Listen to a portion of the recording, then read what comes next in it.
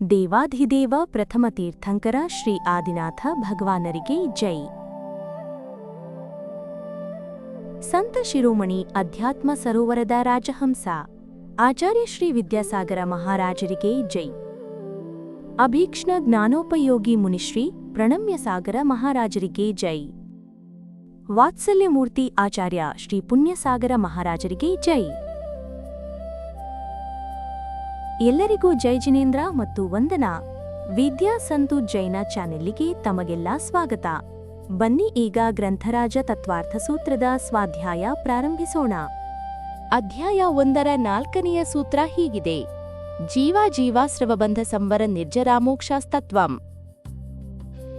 7 ತತ್ವಗಳಿದ್ದಾವೆ. ಇದಕ್ಕೆ ತತ್ವಾರ್ಥ ಎನ್ನುತ್ತಾರೆ. ಜೀವ, ಅಜೀವ, ಆಸ್ರವ, ಬಂಧ, ಸಂವರ, ನಿರ್ಜರ ಮತ್ತು ಮೋಕ್ಷ. ಎಲ್ಲಕ್ಕಿಂತ ಮೊದಲು ಜೀವತತ್ವವನ್ನು ಹೇಳಿದ್ದಾರೆ. ಏಕೆಂದರೆ ಜೀವದಲ್ಲಿಯೇ ಎಲ್ಲ ಸಪ್ತತತ್ವಗಳು ಘಟಿತವಾಗುತ್ತವೆ. ಕರ್ಮಗಳ ಆಸ್ರವಬಂಧ, ಸಂವರ ಮತ್ತು ನಿರ್ಜರೆ ಇವು ಆತ್ಮನಲ್ಲಿಯೇ ಅಂದರೆ ಜೀವನಲ್ಲಿಯೇ ಘಟಿತವಾಗುತ್ತದೆ. ಅಜೀವತತ್ವವನ್ನು 2ನೆಯದಾಗಿ ಹೇಳಿದ್ದಾರೆ. ಏಕೆ ಹೇಳಿದ್ದಾರೆ? ಏಕೆಂದರೆ ಅನಾದಿ ಕಾಲದಿಂದ ಜೀವನ ಅಥವಾ ಆತ್ಮನ ಸಂಬಂಧವು ಅಜೀವದಿಂದಲೇ ಇದೆ. ಇಲ್ಲಿ ಅಜೀವ ಎಂದರೆ ಪುದ್ಗಲ ಕರ್ಮದ ಅಣುಗಳು. ಜೀವಕ್ಕೆ ಅತ್ಯಂತ ನಿಕಟವಾದ ದ್ರವ್ಯವು ಅಜೀವವೇ ಆಗಿದೆ. ಅದು ಕರ್ಮದ್ರವ್ಯ ಎಂದರೆ ಕಾರ್ಮಣ ಮತ್ತು ತೈಜಸ ಶರೀರಗಳು. ಇವು ಯಾವಾಗಲೂ ಈ ಸಂಸಾರಿ ಜೀವನ ಜೊತೆ ಇರುತ್ತವೆ. ಮರಣದ ನಂತರ ಹೊರಗಿನ ಏನು ಶರೀರ ಇದೆ, ಇದು ನಷ್ಟವಾದರೂ ಕೂಡ ಈ ಕಾರ್ಮಣ ಮತ್ತು ತೈಜಸ ಶರೀರಗಳು ಮಾತ್ರ ಆತ್ಮನ ಜೊತೆಯೇ ಮುಂದಿನ ಗತಿಯವರೆಗೂ ಇರುತ್ತವೆ. ಅನಾದಿ ಕಾಲದಿಂದ ಇದು ಹೀಗೆಯೇ ಒಟ್ಟಿಗೇ ಇರುತ್ತವೆ. ಈಗ ಅಜೀವ ತತ್ವದ ನಂತರ ಆಸ್ರವ ತತ್ವವನ್ನು ಹೇಳಲಾಗಿದೆ. ಆಸ್ರವವು ಒಂದೇ ಕಾರಣದಿಂದ ಆಗುವ ಕ್ರಿಯೆ ಅಲ್ಲ. ಜೀವ ಮತ್ತು ಅಜೀವ ತತ್ವಗಳು ಒಟ್ಟಿಗಿದ್ದಾಗಲೇ ಆಸ್ರವ ಉಂಟಾಗುವುದು. ಆಸ್ರವ ಎಂದರೆ ಆತ್ಮನ ಕಡೆಗೆ ಕರ್ಮಗಳ ಬರುವಿಕೆ. ಆಸ್ರವ 2 ಪ್ರಕಾರದ್ದಿದೆ. ಒಂದು ಭಾವಾಸ್ರವ ಎಂದರೆ ಜೀವನ ಭಾವದಿಂದ ಬರುತ್ತಿರುವ ಕರ್ಮಗಳು. 2ನೆಯದು ದ್ರವ್ಯಾಸ್ರವ ಎಂದರೆ ಬಂದಂತಹ ಕರ್ಮಗಳು. ಹೀಗೆ ಆಸ್ರವದ ನಂತರವೇ ಬಂಧ ಉಂಟಾಗುವುದು. ಹಾಗೆ ನೋಡಿದರೆ ಆಸ್ರವ ಮತ್ತು ಬಂಧಗಳ ನಡುವೆ ಸಮಯದ ಅಂತರವಿಲ್ಲ. ಯಾವ ಸಮಯದಲ್ಲಿ ಆಸ್ರವ ಉಂಟಾಗುತ್ತದೋ ಅದೇ ಸಮಯದಲ್ಲಿ ಬಂಧ ಉಂಟಾಗುತ್ತದೆ. ಆಸ್ರವ ಮತ್ತು ಬಂಧಗಳ ಸ್ವರೂಪ ಬೇರೆ ಬೇರೆಯೇ ಇವೆ. ಆದರೆ ಇವೆರಡರ ಕಾರ್ಯವು ಆತ್ಮನಲ್ಲಿ ಒಂದೇ ಸಮಯದಲ್ಲಿ ಘಟಿತವಾಗುತ್ತವೆ. ಆಸ್ರವ ಪೂರ್ವಕ ಬಂಧವಾಗುತ್ತದೆ. ಏಕೆಂದರೆ ಆಸ್ರವವು ಒಂದು ಬಾಗಿಲು ಅಥವಾ ದಾರಿ ಇದ್ದ ಹಾಗೆ. ಇದರ ಮಾಧ್ಯಮದಿಂದ ಕರ್ಮಗಳು ಆತ್ಮನೆಡೆಗೆ ಬರುತ್ತವೆ ಮತ್ತು ಬಂಧವಾಗುತ್ತವೆ.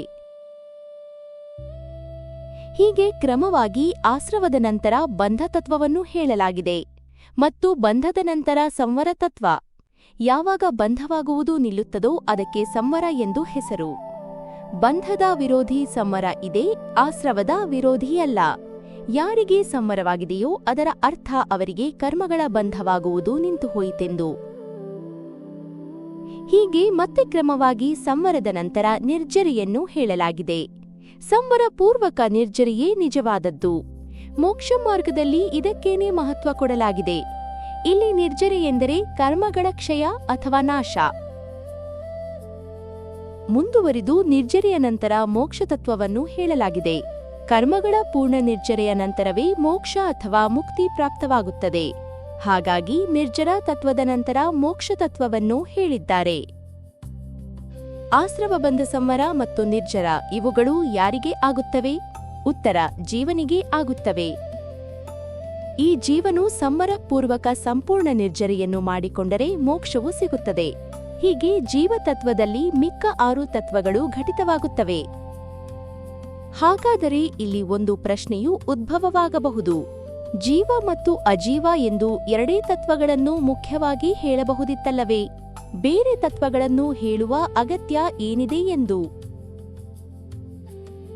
ಆಚಾರ್ಯರು ಹೇಳುತ್ತಾರೆ. ಕೆಲವೊಮ್ಮೆ ವಿಶೇಷ ರೂಪದಿಂದ ಕೂಡ ತಿಳಿಸಬೇಕಾಗುತ್ತದೆ ಎಂದು.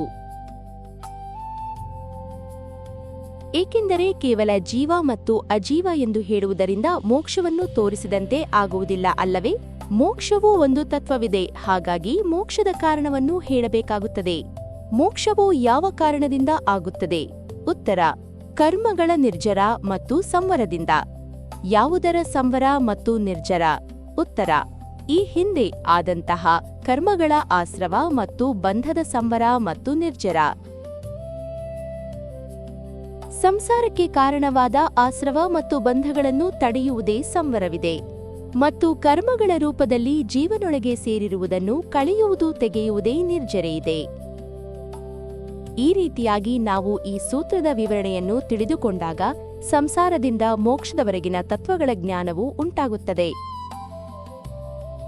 ಹೀಗಾಗಿ ಸಂಸಾರದ ಕಾರಣಗಳನ್ನು ತಿಳಿಸುವ ಅವಶ್ಯಕತೆ ಇದೆ ಮತ್ತು ಮೋಕ್ಷದ ಕಾರಣವನ್ನು ಕೂಡ ತಿಳಿಸುವ ಅಗತ್ಯವಿದೆ. ಮೋಕ್ಷ ಉಂಟಾದರೆ ಅದು ಜೀವಕ್ಕೆ ಅಜೀವದಿಂದ ಬಿಡುಗಡೆಯಾದಾಗಲೇ ಉಂಟಾಗುತ್ತದೆ. ಈ ರೀತಿಯಿಂದ ಜೀವ ಮತ್ತು ಅಜೀವ ಇಲ್ಲಿ ಸಾಮಾನ್ಯ ತತ್ವಗಳಾಗುತ್ತವೆ, ಮತ್ತು 7 ತತ್ವಗಳ ವಿಷಯ ಬಂದಾಗ ಅದರಲ್ಲಿ ಸಾಮಾನ್ಯ ಮತ್ತು ವಿಶೇಷ ಎಲ್ಲವೂ ಸಮಾಹಿತಗೊಳ್ಳುತ್ತವೆ. ಮೋಕ್ಷ ತತ್ವವು ನಮಗೆ ಉಪಾದೇಯವಿದೆ. ಉಪಾದೇಯ ಎಂದರೆ ಸ್ವೀಕರಿಸಬೇಕಾದದ್ದು ಅಥವಾ ಆಚರಣೆಗೆ ತಕ್ಕದ್ದು ಅಥವಾ ಆತ್ಮೋದ್ಧಾರಕ್ಕೆ ಸಹಾಯಕವಾದದ್ದು. ಜೀವತತ್ವವು ಕೂಡ ನಮಗೆ ಉಪಾದೇಯವಿದೆ. ಸಂವರ ಮತ್ತು ನಿರ್ಜರೆಯೂ ಕೂಡ ಎಲ್ಲಿಯವರೆಗೆ ಮೋಕ್ಷ ಪ್ರಾಪ್ತಿಯಾಗುವುದಿಲ್ಲವೋ ಅಲ್ಲಿಯವರೆಗೆ ಉಪಾದೇಯವಿದೆ. ಆಶ್ರವ ಮತ್ತು ಬಂಧತತ್ವಗಳು ನಮಗೆ ಹೇಯವಿದೆ. ಹೇಯ ಅಂದರೆ ತ್ಯಜಿಸಬೇಕಾದದ್ದು ಅಥವಾ ಬಿಟ್ಟುಬಿಡಬೇಕಾದದ್ದು. ಆದರೆ ಹೀಗೆ ಹೇಳುವಾಗ ನಾವು ಆಶ್ರವ ಮತ್ತು ಬಂಧಗಳನ್ನು ಕಥಂಚಿತ್ ಹೇಯ ಮತ್ತು ಕಥಂಚಿತ್ ಉಪಾದೇಯ ಎಂದೂ ಸಹ ಹೇಳಬಹುದಾಗಿದೆ. ಕಥಂಚಿತ್ ಏಕೆಂದರೆ ನಾವು ಮೋಕ್ಷ ಮಾರ್ಗದಲ್ಲಿ ನಡೆಯುವಾಗ ನಮಗೆ ಈ ಆಶ್ರವ ಮತ್ತು ಬಂಧಗಳಿಂದ ಒಮ್ಮೆಲೇ ಮುಕ್ತಿ ಸಿಗುವುದಿಲ್ಲ.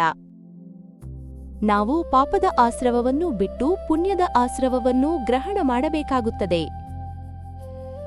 ಹಾಗಾಗಿ ಮೋಕ್ಷ ಮಾರ್ಗವು ಪೂರ್ಣರೂಪವಾಗಿ ತಲುಪುವವರೆಗೂ ಪುಣ್ಯದ ಆಶ್ರವವು ನಮಗೆ ಮೋಕ್ಷದವರೆಗೂ ಸಹಾಯಕವಾಗಿರುತ್ತದೆ.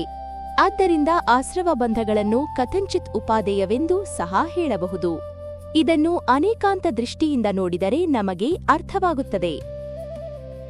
ನದಿಯನ್ನು ದಾಟಲು ದೋಣಿ ಅಗತ್ಯವಾದಂತೆ ಮೋಕ್ಷ ಮಾರ್ಗದಲ್ಲಿ ಸಾಗಲು ಪುಣ್ಯದ ಆಶ್ರವ ಮತ್ತು ಬಂಧವು ಅಗತ್ಯವಿದೆ. ಜೀವ ಮತ್ತು ಅಜೀವ ತತ್ವಗಳು ಜ್ಞೇಯವಿವೆ. ಎಷ್ಟು ರೀತಿಯ ಪುದ್ಗಲ ದ್ರವ್ಯಗಳಿರುತ್ತವೆ, ಅವುಗಳ ವರ್ಗಣೆಗಳು ಇತ್ಯಾದಿ. ಜ್ಞೇಯ ಎಂದರೆ ತಿಳಿಯಲು ಬರುವ ವಸ್ತು ಅಥವಾ ಅರಿಯಬೇಕಾದ ತತ್ವ. ಈ ರೀತಿ 7 ತತ್ವಗಳ ಜ್ಞಾನ ಮತ್ತು ಶ್ರದ್ಧಾನದಿಂದ ಸಮ್ಯಕ್ ದರ್ಶನ ಉಂಟಾಗುತ್ತದೆ. ಈ 4ನೆಯ ಸೂತ್ರವು ಸರಳವಾಗಿ ಅರ್ಥವಾಗಿದೆಯೆಂದು ಭಾವಿಸುತ್ತೇನೆ. 5ನೆಯ ಸೂತ್ರವನ್ನು ಮುಂದಿನ ಸಂಚಿಕೆಯಲ್ಲಿ ನೋಡೋಣ. ಧನ್ಯವಾದಗಳು. ಜೈ ಜಿನೇಂದ್ರ.